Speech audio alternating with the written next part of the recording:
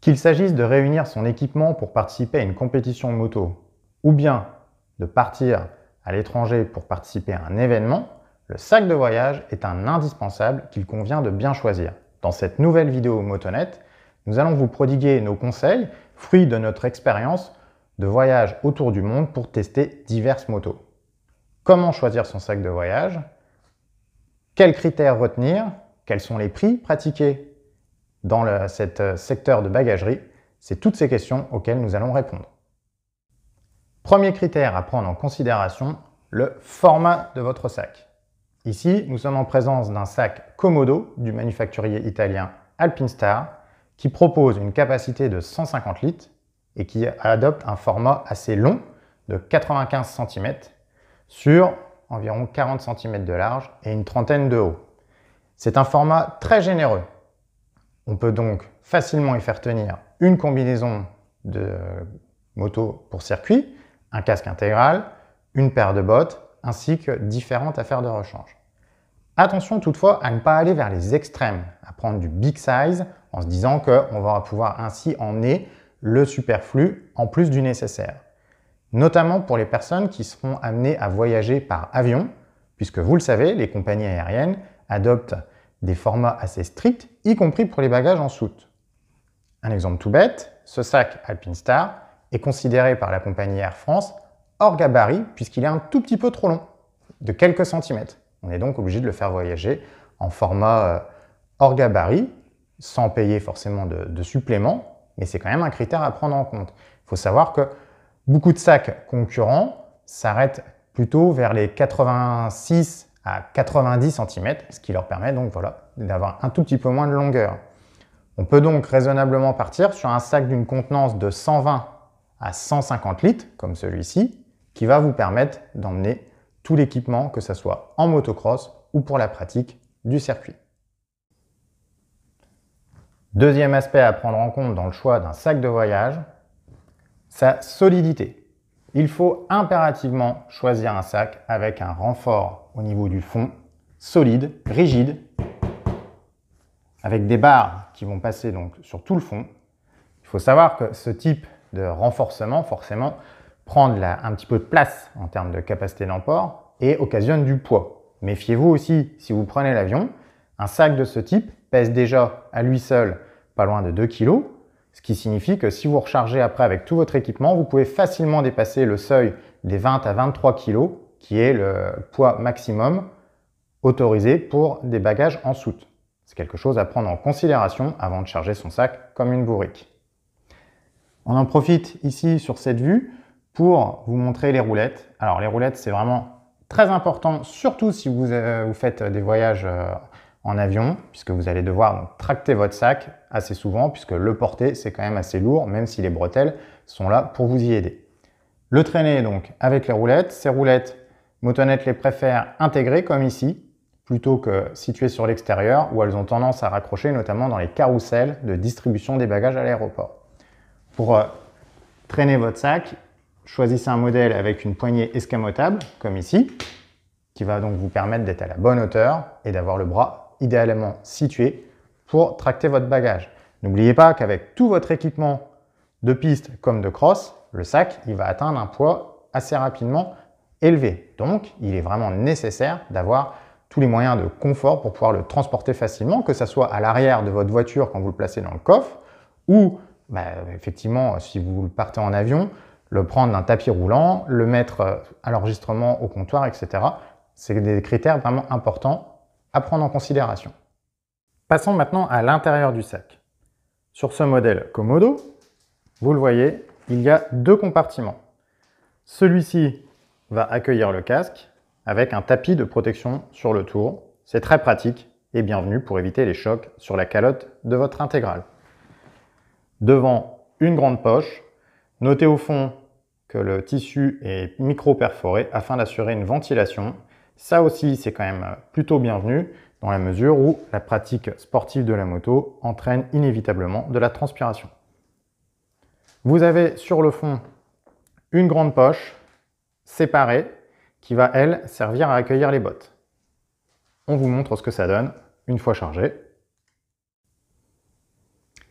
Et voilà, désormais le sac est chargé, le casque dans le compartiment prévu à cet effet, la combinaison de circuits pliée en 3 afin de rentrer de cette façon. Méfiez-vous hein, des modèles avec une grosse bosse aérodynamique hein, comme cette combinaison de Speedy qui nécessite forcément un petit peu plus de place. Donc ils font adopter de la logique pour ranger tout le matériel sans provoquer de gêne avec les autres équipements et en gardant de l'espace nécessaire hein, pour pouvoir emmener des vêtements de rechange. Là, vous le voyez, hein, grâce aux 150 litres de capacité de ce sac, on a encore beaucoup d'espace pour mettre une paire de gants, de rechange, des t-shirts, etc., etc.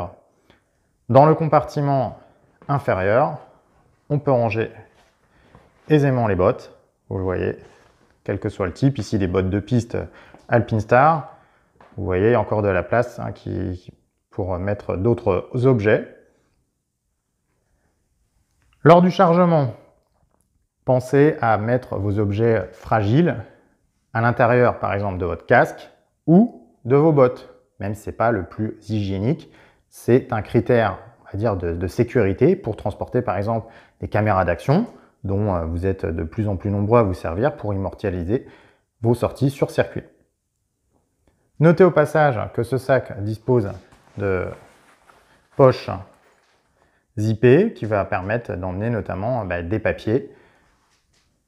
On en a également sur le côté. Bref, Alpinstar a pensé aux aspects pratiques.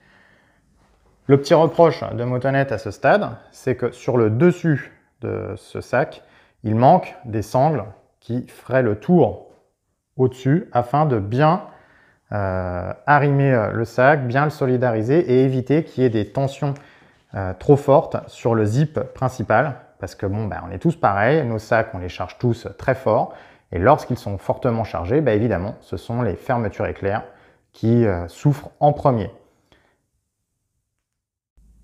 Dans le cadre du choix de votre valise pour voyager à moto, pensez aussi aux petits aspects pratiques que peut vous proposer le manufacturier. Ici, Alpinstar a vraiment conçu son sac pour une pratique de la moto et ça se sent à plusieurs détails clés, comme par exemple cette longue poche située sur sa partie inférieure qui renferme un tapis de grande taille, plastifié, étanche.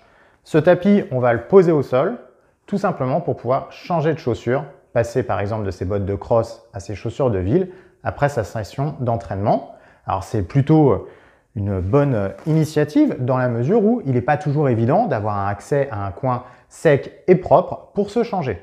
Là, grâce à ce tapis astucieusement donc intégré dans votre sac Komodo, on peut se changer au sec. Autre aspect pratique proposé d'origine dans ce sac, c'est un sac en plastique qui ferme avec un cordon qui va servir à entreposer votre linge sale. Alors ça aussi, ça paraît tout bête, mais très honnêtement, pour l'utiliser tout au long de l'année, Motonet peut vous assurer que c'est le genre de détail qui compte puisque ça va vous permettre d'entreposer vos affaires sales, souvent malodorantes, de manière séparée avec vos vêtements propres. Nous, on a pris l'habitude de le mettre dans ce compartiment avec les bottes.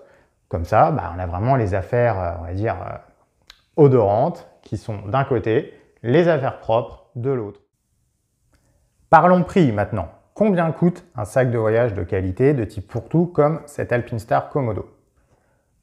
Il est proposé pour la somme de 239,95 €, un tarif salé qui mérite donc une certaine réflexion avant l'achat puisque tout le monde ne sera pas enclin à mettre une telle somme dans un sac de voyage. Là, clairement, il faut bien déterminer ses besoins. Est-ce que ça va être un sac à usage unique, entre guillemets, uniquement pour participer à une journée sur circuit un petit peu éloignée de chez soi? Ça va arriver une fois par an. Ou est-ce que c'est un sac que vous allez utiliser tous les mois? Si tel est le cas, mieux vaut investir dans un équipement de qualité. Motonet peut en témoigner. Nous avons déjà essayé d'acheter des sacs, on va dire, d'entrée de gamme, notamment en grande et moyenne surface, qui proposent des sacs de voyage à peu près du même format pour entre 50 et 80 €.